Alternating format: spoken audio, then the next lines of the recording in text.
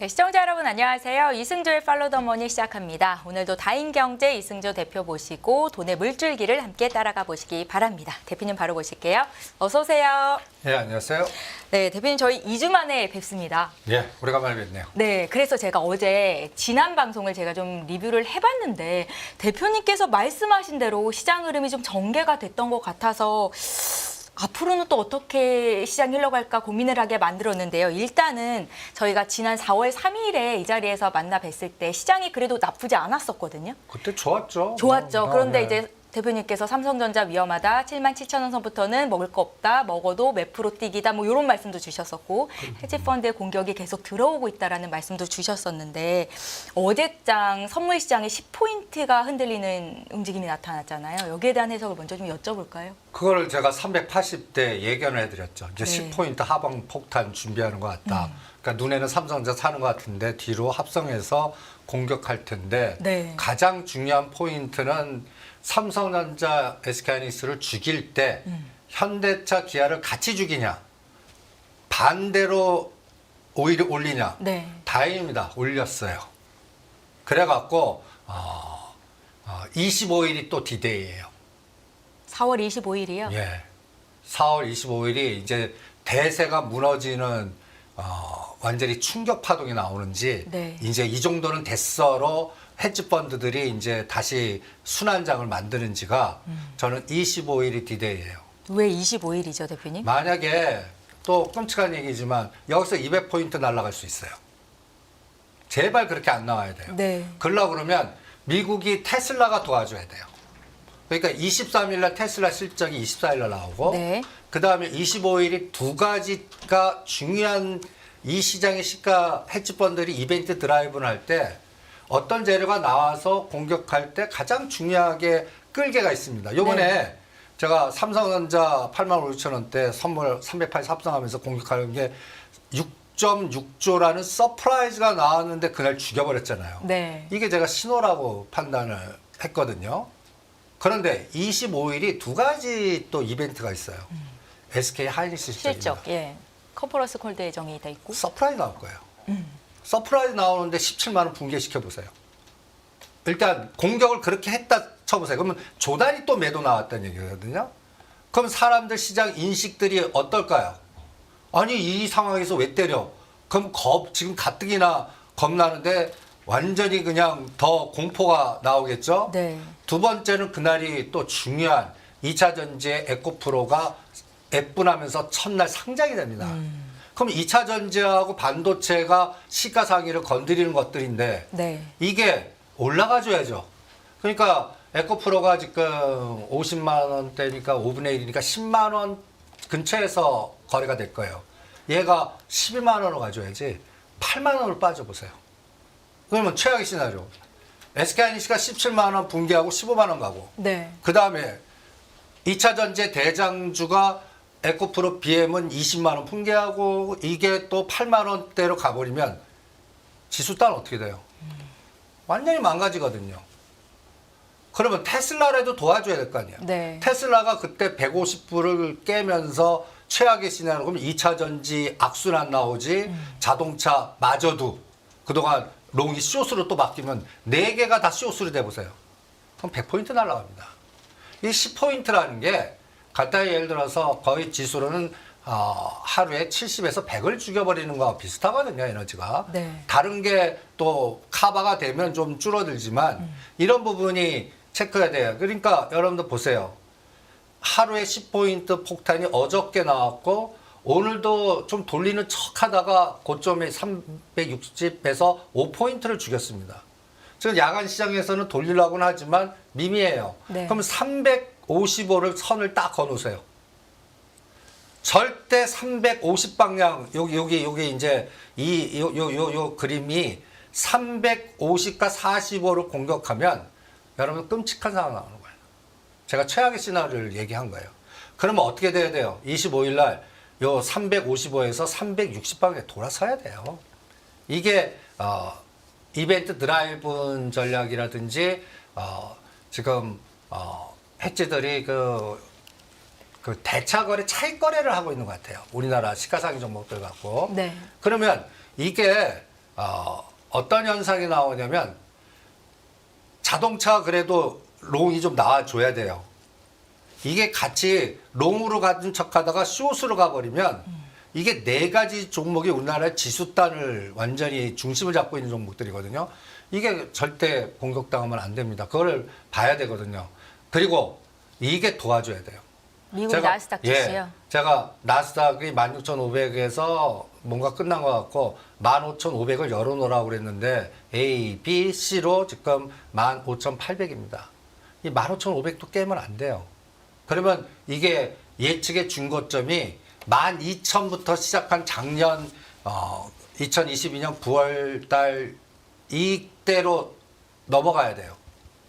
그러면 이게 만 스탑부터 다시 카운팅을 해야 돼요. 만에서 16,000 갔잖아요. 네. 그럼 거기 반이 어디예요? 13,000이라고요. 그러면 그거를 구경하지 않기 위해서는 15,500은 절대 불가침의 영역이에요. 이거는 제가 가격대로 예측할 수 있습니다. 엔비디아 800불 깨면 안 돼요. 830불에서. 그 다음에 테슬라가 150불에서 실적이 쇼크 나와도 재료 노출되고 이제 좋은 얘기만 나올까 돌아서야 돼요. 그런 현상이 나와야 돼요. 그러면 엔비디아 800, 그 다음에 그리고 애플이 시가상이 상단에 있는 게 160불을 깨면 안 돼요. 이런 것들의 숙제가 검증이 돼야 돼요. 그리고 선물은 요게 1월 18일 날 저점입니다. 네. 요게 2440이거든요. 요게 326에서 381에 이제 딱 반 공격했어요. 지금 야간 선물 이거 공격했다 돌아서고 있거든요. 그럼 상승폭의 반입니다. 그러면 빨리 요 제가 75% 능선이 367과 305 요게 중심값이 360인데 오늘 여기가 저항으로 작동하고 있어요. 삼성전자 8만전자예요. 네. 이게 또 저항으로 작동하면 이게 골 때리게 된다고요. 그러면 다음은 340과 42, 이 라인을 열어놔야 돼요. 그러면 이 340이라는 게 여러분들 지금 생각하시면 끔찍하실 겁니다. 지수로는 얼마나 되는 거예요? 100포인트가 더 날아가는 거예요. 지금 자리에서요? 예. 그러면 이제 기술적 분석가들이 우리 시장 망가졌다라고 다 떠들 거예요. 네. 그리고 이제 그땐 또 뭐 들어가면 담보 부족되자 순서 나온다라고 그럴 거예요. 단계적으로. 이게 여기서 부러지면 안 돼요. 이거를 지금 25일 날 검증을 해야 돼요. 25일과 5월 2일 이게 또 연준이 아닙니까? 거기서 이제 금리 자꾸 물 건너가잖아요. 제가 이 시장 통해서 난 파월이 또 뒤통수 때릴 것 같다. 말 또 바꿀 것 같다. 네. 아주 어저께 완전히 바꿔버리시잖아요. 금리 인하. 그러면 이 인하와 연동돼 갖고 버텼던 종목들이 이게 뭐 바이오도 그렇고 뭐 모든 소비 관련주도 그렇고 우리 또 여러 가지 금리 인하가 기대돼야 문제가 터지지 않는 제가 오프 더 레코로 방송에서 SK그룹 하지마 했던 것도 거기에 다 연관된 거거든요. 건설주들이요? 건설주가 아니라 이제는 방송을 얘기해도 됩니다. 제가 네.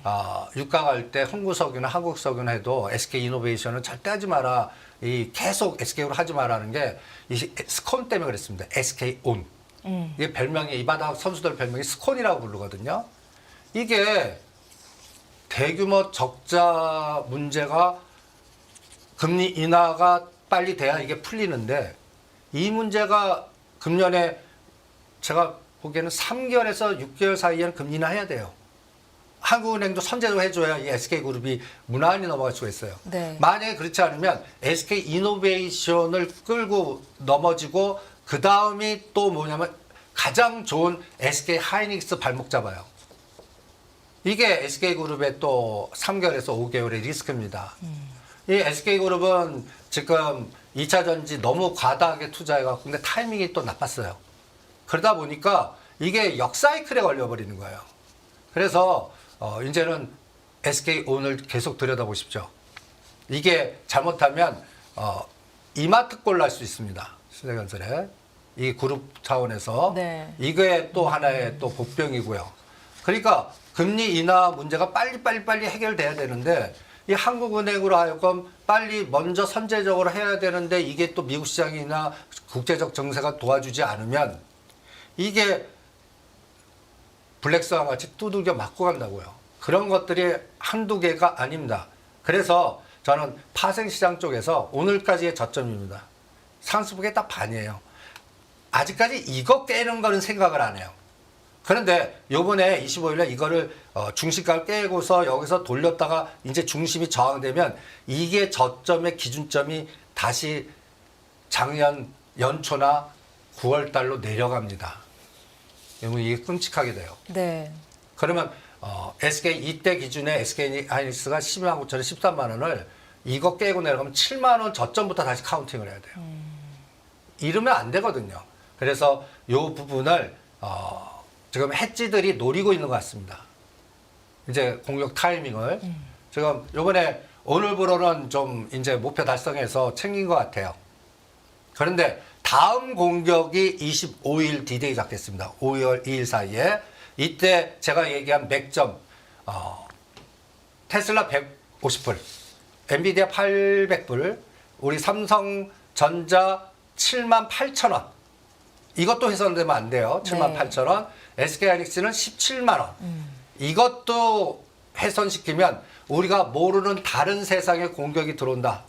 그러면 여러분들 상상 이상으로 충격을 받고 가요. 그러면 4, 5, 6이 이거는 끔찍한 장이 되는 거예요. 다 털리고 가는 겁니다.